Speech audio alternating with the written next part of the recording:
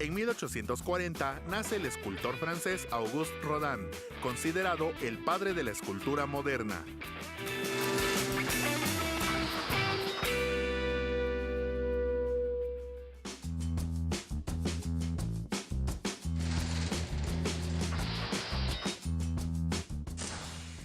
En 1853, Antonio López de Santa Anna dio a conocer la convocatoria por la que, a iniciativa de Miguel Lerdo de Tejada, se invitó a realizar una composición poética que serviría como himno nacional.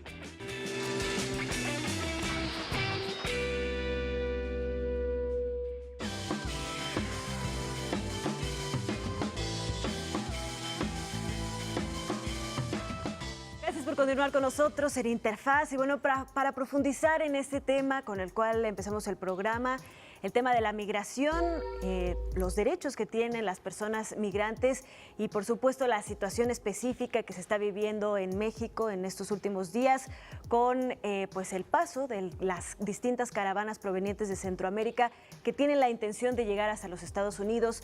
Nos acompaña en el estudio Francesca Fontanini, ella es oficial regional de información pública de la Oficina del Alto Comisionado de las Naciones Unidas para los Refugiados, la ACNUR, y también está con nosotros la abogada Janet Moreno, ella es especialista en derechos migratorios y ella, bueno, impartió un taller sobre este tema a los migrantes de la caravana que se encuentran en estos momentos, bueno, en distintas partes del país. El contingente más grande y el primero está en la Ciudad de México y bueno, ustedes tanto por parte de ACNUR como por parte de pues, tu situación particular, han estado apoyando, prestando apoyo a estos migrantes.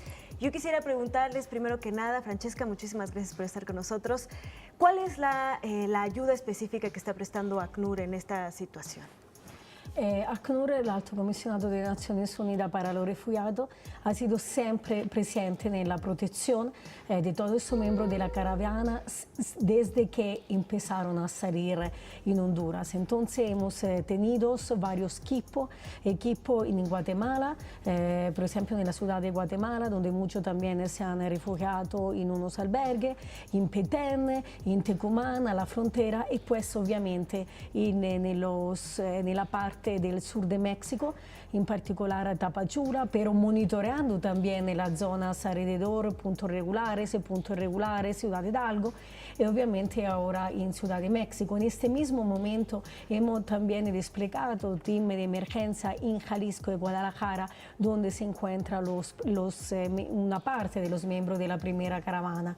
Y la función principal de ACNUR principalmente es informar a los miembros de la caravana porque digamos, estamos enfrente a un movimiento migratorio mixto. Hay personas que huyeron por motivo económico, pero también hay personas que huyeron de la violencia, de la persecución. Esto es muy evidente cuando estamos hablando con mujeres, niños, menores no acompañados, personas de la comunidad LGBTI, ancianos. Entonces, para ellos en particular es fundamental saber sobre su derecho, en particular el derecho de pedir asilo. Entonces nosotros lo que estamos haciendo en coordinación con otros socios es informarlo sobre este derecho que le puede salvar la vida a esas personas que se encuentran en esta situación y además ayudar a la Comar, la Comisión Mexicana de Ayuda para los Refugiados, en el preregistro de la persona que quieren pedir la condición de refugio y también canalizar justamente a la Comar para que presenten su solicitud de condiciones de refugio y trabajar de estrecha mano con los albergues para canalizar las personas que han pedido asilo. Claro. Janet, en tu caso, ¿qué es específicamente lo que estuviste trabajando con los migrantes en estas Bueno, caravanas? yo soy abogada de migración en Estados Unidos, entonces fui invitada por Agenda Migrante para proporcionar un taller aparte de la caravana. Lo hicimos el día viernes, pues estuvieron aproximadamente 4.000 a 5.000 personas ahí y tratamos de transmitir los derechos fundamentales del migrante, ya sea en su recorrido por México, así también cuando se acerquen a la frontera con Estados Unidos. Derechos básicos, qué hacer cuando tengan el primer encuentro con algún oficial de CBP, que es la patrulla fronteriza, qué hacer para aquellos que vengan huyendo persecución, que tengan miedo creíble de regresar a su país, identificar esos casos particulares donde verdaderamente pudieran ser elegibles para aplicar para asilo y cumplen con la condición de ser un refugiado, el cual es un estándar pues muy elevado. Entonces era la finalidad de brindarles objetividad y transmitir información clara y precisa, también para que no tengan la idea de que va a ser sumamente sencillo llegar a Estados Unidos, ingresar, no ser puestos en detención y obtener un permiso de trabajo, que es lo que muchos de ellos piensan. Claro. Entonces creo que la información se dio, se brindó y muchos de ellos quedaron pues al menos con el conocimiento de sus derechos básicos. Pues estas son dos etapas muy importantes. Por un lado, la situación que tienen los migrantes aquí en México y los diferentes mecanismos que la ACNUR está tratando de poner a su disposición para que ellos alcancen esta condición de refugiados aquí en México, con las distintas herramientas que se han puesto a disposición, y también para aquellos que tienen la intención y que van a seguir su camino hasta los Estados Unidos, también para que sepan a lo que se enfrentan. Yo quisiera preguntarles, ¿qué sucede? ¿Cómo han ustedes percibido este fenómeno de los niños que vienen en la caravana, desde los niños que vienen con familias hasta los niños que vienen no acompañados, que también es un fenómeno muy intenso y muy importante en la migración hacia los Estados Unidos? Francesca, no sé qué han percibido en este aspecto. Mire, eso es un fenómeno que en los últimos 2 o 3 años se ha detectado. Más y más están llegando menores no acompañados, pero también mujeres solas, madre de familia, con a cargo varios niños hasta bebé.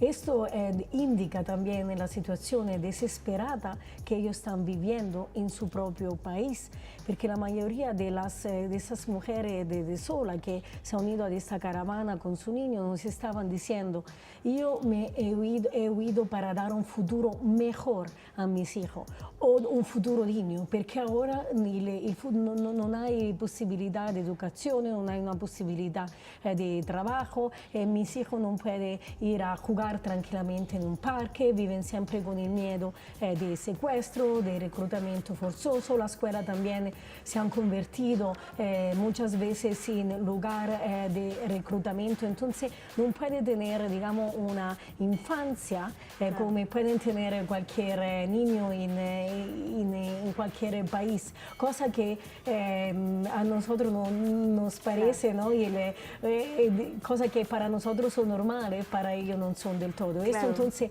indica también esas mujeres que arriesgan de venir sola acá para salvar la vida de su hijo. Deben de estar en una situación desesperada. Vamos a hacer una breve pausa para seguir platicando sobre este tema y seguimos, no se vayan de Interfaz, regresamos con esta interesantísima charla.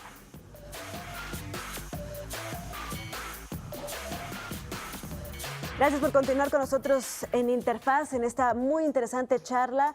Estamos platicando con Francesca Fontanini, ella es oficial regional de información pública de la Oficina del Alto Comisionado de las Naciones Unidas para los Refugiados, la ACNUR, y con Janet Moreno, ella es especialista en derechos migratorios y bueno, tiene una amplia experiencia y trayectoria en el tema de los migrantes en los Estados Unidos, ¿no? Y todos cómo las leyes los protegen, darles asesoría en este aspecto. Antes de irnos a la pausa, platicábamos un poco del fenómeno que se ha agudizado en los últimos años de los niños no acompañados y de las mujeres pues en una situación verdaderamente vulnerable y precaria, que se enfrentan a estas situaciones porque no encuentran otra alternativa. Janet, nos platicabas que esta situación también en el lado americano se ha agudizado en los últimos años y que incluso se han abierto algunos mecanismos para poder atender a estos niños no acompañados, menores no acompañados y a las mujeres también. Así es, la crisis empezó desde hace más de una década, pero se vio fuertemente a partir del 2012 con todas estas oleadas de niños y de adolescentes no acompañados que trataban de ingresar al territorio de Estados Unidos. En ese entonces el presidente Obama pues trató de hacer una acción ejecutiva para proteger a esos menores. Entonces actualmente todavía sigue en rigor, aparte del asilo que ellos pueden solicitar a aquellos que califiquen, también es una protección que es una visa juvenil.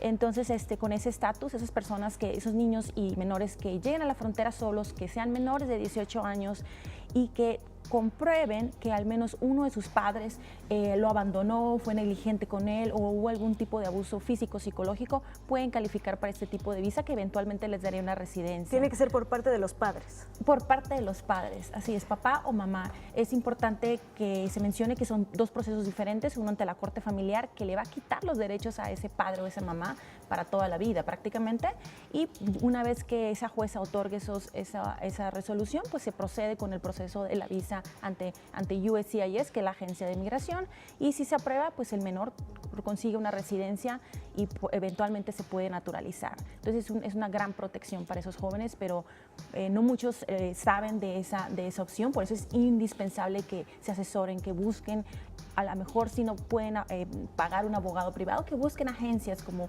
organizaciones sin fines de lucro que tienen servicios legales para que se informen y puedan pues hacer un estudio adecuado y determinar si ellos pudieran calificar para ese beneficio. Bueno, y eso solo habla de cómo se agudiza el drama, ¿no? Las familias que mandan a sus hijos y finalmente para que ellos puedan acceder a esta protección tienen que renunciar completamente a ellos. Y otro punto interesante es que aunque ellos logran esa residencia, está totalmente prohibido que en un futuro ellos puedan pedir a papá, mamá. Si me explico, generalmente si tú eres residente en un futuro y te naturalizas, absolutamente puedes pedir a tus padres. Bueno, si tú obtuviste tu residencia a través de esa vía, es imposible, es como un candadito que ponen. Pero sí, es algo que pues sí protege a muchos menores, sobre todo el gobierno de Estados Unidos considera que el simple hecho de haber dejado ir a tu hijo chico o a tu adolescente, solo recorrer tantos kilómetros, ya se considera una negligencia total. Uf, fuertísimo. Francesca, ustedes, ACNUR aquí en México, pues hace esfuerzos muy importantes para acompañar al gobierno y a la sociedad, a las diferentes organizaciones sociales, a tener diferentes mecanismos de integración, de protección de los migrantes. ¿Cuáles son este tipo de articulaciones que hacen y programas que están haciendo para que tengan trabajo, salud, educación incluso? Sí, de hecho, ACNUR colabora sea con organizaciones de la sociedad civil, sea con el gobierno, con municipalidades, también con el sector privado, para favorecer, para promover la integración local de los solicitantes de asilo y de los refugiados. Es muy importante también que quien pide asilo puede tener la posibilidad de trabajar durante el periodo de espera para la condición de refugiado, que según la ley nacional mexicana de 45 días hábiles que pueden ser eventualmente extendidos. Entonces es muy importante también que tengan en este periodo la posibilidad de trabajar para ser independientes, no depender de la comunidad internacional. Ellos mismos quieren ser útiles para la sociedad, para su familia, no solo por una situación económica, pero también de autoestima, porque la mayoría de ellos llegan aquí sin nada. Sin ahorro, sin nada. Y muchos de ellos también fueron víctimas de extorsiones o de robo durante el trayecto. Entonces, nosotros también en lo mismo con unos albergues hemos organizado curso de formación para prepararlo en el mercado de laborar, porque la oferta de trabajo puede ser totalmente diferente en México que en su país de origen. Y además tenemos un proyecto muy exitoso, como en el caso del Saltillo, donde organizamos la relocación de familia en la parte, digamos, norte de México, donde tenemos acuerdo con municipalidades, sociedad privada para integrarlo en el mundo del trabajo. Entonces esto, digamos, es muy importante desde un punto de vista económico, pero también desde un punto de vista psicológico. Eso por lo que concerne la integración y la solución, porque si no se crean también todas esas condiciones, las personas, eso tenemos dado también estudios que hemos hecho a nivel global, vuelven a huir de nuevo. Entonces es muy importante no solo la asistencia humanitaria en una primera fase, pero también es importante darle de verdad los instrumentos para integrarse nuevamente en una nueva sociedad. Esto es importantísimo. Y bueno, al regresar de la pausa, vamos a hacer otra breve pausa. Me gustaría que platicáramos un poco sobre este embate constante que ha tenido, por ejemplo, el gobierno de los Estados Unidos, pero también en otros países, contra este tipo de fenómenos migratorios. Y bueno, la más reciente medida que fue el decreto del presidente estadounidense que obstaculiza aún más la llegada y la integración de los migrantes que están buscando esta nueva oportunidad.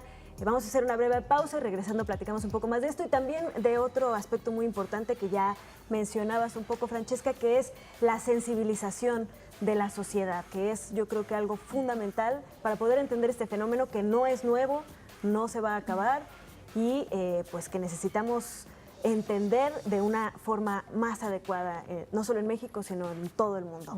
Una breve pausa y volvemos.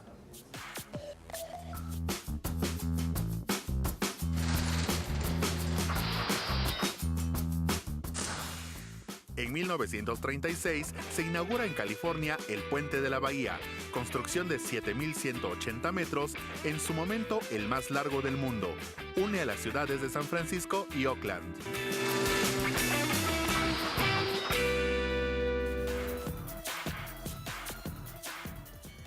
Amigos de Interfaz, gracias por continuar con nosotros en esta importante e interesante charla. Estamos platicando con Francesca Fontanini, ella es oficial regional de Información Pública de la Oficina del Alto Comisionado de las Naciones Unidas para los Refugiados, la ACNUR, y también con Janet Moreno, ella es especialista en derechos migratorios. Y bueno, antes de irnos a la pausa, hablábamos un poco sobre este fenómeno que no solo es en el continente americano, sucede en Europa, sucede en muchas partes del mundo donde suceden estos flujos migratorios importantes, que es pues que se han agudizado los discursos xenófobos y en contra de este tipo de movimientos. Nosotros vivimos día a día en estos momentos con el tema del presidente Donald Trump y todas las medidas que está tratando de implementar para tratar de impedir que esta situación siga agudizándose. Lo más actual es que ha implementado un decreto mediante el cual se dificulta que los migrantes puedan acceder a una regularización. Platícanos un poco de qué se trata, Janet. Así es, como bien lo mencionas, desde hace 2 años, desde que inició su mandato el presidente Trump, las medidas han sido bien bruscas en contra de la comunidad migrante, en diferentes aspectos, no nada más los indocumentados, pero también los documentados, también aquellos que han llegado con visas de trabajo, por ejemplo, a Estados Unidos, y de estudiantes, que antes jamás se había tocado esa comunidad. Y efectivamente ha estado muy en contra de las políticas, en específico de asilo. Desde que llegó ha girado memorándums, nuevas políticas para limitar el acceso a esa protección internacional. También teníamos a principios de este año, en febrero, la agencia que es la que tramita las aplicaciones afirmativas de asilo, que es USCIS. Bueno, ellos ahorita están aplicándolas mucho más rápido y las personas, la mayoría de las veces, ya no califican para permiso de trabajo, como lo comentaba aquí mi colega. Aquí en México son 45 días, en Estados Unidos bajo la ley son 150 días a 180 días a partir de que metes tu aplicación de asilo. Entonces mucha gente ahorita se está viendo afectada porque ni siquiera califican ya para un permiso de trabajo y muchos de ellos tienen que vivir en lugares pues auspiciados por el gobierno y pues se están convirtiendo en carga de gobierno, que es lo que pues no queremos que eso suceda, pero lamentablemente es por parte de los mismos mecanismos del gobierno. Y como lo mencionas, el viernes el presidente Trump pues dio una proclamación que es similar a una orden ejecutiva, pues indicando el por qué, en su opinión, debían de las personas solamente tramitar asilo en puertos internacionales. ¿Qué significa? Bueno, que las personas que busquen asilo, como esta caravana que ya va a empezar a llegar en los próximos días a la frontera, solamente... Ya hay de hecho una parte, ¿no? Sí, la parte LGBTI que ya ha alcanzado Sinaloa. Ya hay personas que están mucho más cercas y muchos de ellos van para la frontera, para Baja California precisamente. Por cuestiones de seguridad y porque es pues, simplemente más seguro hacerlo por esa ruta. Pero efectivamente, entonces lo que la proclamación dice, solamente van a poderlo hacer en caritas internacionales o puentes internacionales. Aquellos que se crucen ilegalmente, que brinquen el muro o que crucen por ríos, etcétera, bueno, pues ahí va a estar la limitante porque ellos van a ser arrestados, aunque digan, bueno, tengo miedo, etcétera, no puedo regresar a mi país.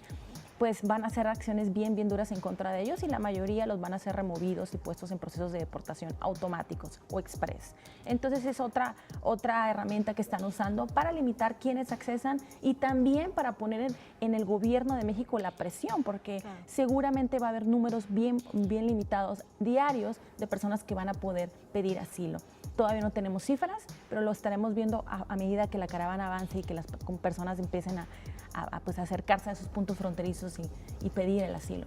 Y bueno, también otro elemento muy importante que es estas amenazas que ha lanzado con utilizar la fuerza, ¿no? Bueno, ya ha habido una movilización importantísima de elementos de seguridad, pero pues esta declaración emblemática en la que dijo que pues les dio la orden que si atacan con piedras, los devuelvan con balas. ¿Qué herramientas legales tendrían para defenderse de esto? Creo que 5.500 miembros de la militar están ya en la frontera. En algunas partes también inclusive pusieron esa reja que es como alambres, etcétera. Entonces todo eso es el mensaje de agresividad de que, bueno, si no lo haces por la vía legal, a esto te afrentas. Durante el viernes en nuestra charla con los migrantes también se les comentó, ¿verdad? No a la violencia. Es importante que ellos también se cuiden porque a ese nivel no sabemos hasta dónde vayan a tener pues, las acciones de los militares en caso que no se empiecen ellos a tirar piedras, como se vio aquí en la frontera con Guatemala. Entonces es muy delicado. Francesca, uno de los elementos más importantes es primero identificar a estas personas que, como bien lo mencionabas desde el principio de esta charla, están en una situación de precariedad importantísima. No es como una caminata en el parque esta situación que están viviendo, es una verdadera situación de emergencia y de pues crisis humanitaria. Y dos, es qué parte juega la concientización de la sociedad desde su perspectiva. Sì, questo è molto importante. Stiamo in frente a un fenomeno differente rispetto alla sobrasa caravana o rispetto al flujo que estamos acostumbrados a ver de parte de ciudadanos centroamericanos que entran hacia México, porque siempre ese flujo estuvo. En los últimos 3 años también el número de solicitudes de asilo ha incrementado de manera significativa. Entonces tenemos estadísticas bien precisas de esas personas que viven en el conflicto, de la violencia, de la persecución, pero estamos en frente a un nuevo fenómeno de movilidad humana, ¿no? En el sentido que ahora las personas se han reunido por motivo principalmente de seguridad, porque viajar juntos para ellos significa más protección a lo largo de una ruta muy peligrosa, llena de riesgo. Pero a lo largo de la ruta hemos visto, ellos mismos lo han reconocido, una gran solidaridad de parte de los mexicanos en ofrecerle agua, en ofrecerle comida, ropa, medicamento, en ofrecerle también lo que ellos se dicen aventón, transporte. Entonces es muy importante cambiar ese chip y ver que hay también personas en ese flujo que no decidieron salir por su simple decisión, pero no tuvieron era la única opción para salvar su vida. Eso es muy importante que la sociedad, sí en México, ojalá esperemos que en otras también comunidades se vaya un poco entendiendo, porque la falta de ignorancia, la falta de educación lleva, como justamente usted ha mencionado, a sentimientos xenófobos, sentimientos de discriminación. El derecho, por ejemplo, a pedir asilo no es un derecho relacionado a un gesto de solidaridad o un gesto de generosidad, es un derecho fundamental bajo leyes internacionales. Claro. No es un acto criminal. Entonces, todas esas personas que están en necesidad de protección tienen toda la posibilidad de pedirlo. Por eso es muy importante, nosotros siempre insistimos mucho, que los estados abren fronteras, abren territorio y abren también el acceso al sistema de asilo. Y con esta reflexión pues nos quedamos. Muchísimas gracias a las dos por habernos acompañado hoy en Interfaz. Les pedimos que por favor no sea la última vez que nos acompañan para seguir analizando este tema. Muchas gracias, Francesca Fontanini, oficial regional de Información Pública de la Oficina del Alto Comisionado de las Naciones Unidas para los Refugiados, y Janet Moreno, especialista en derechos migratorios. Vamos a hacer una breve pausa y continuamos con más temas en Interfaz. No se vayan.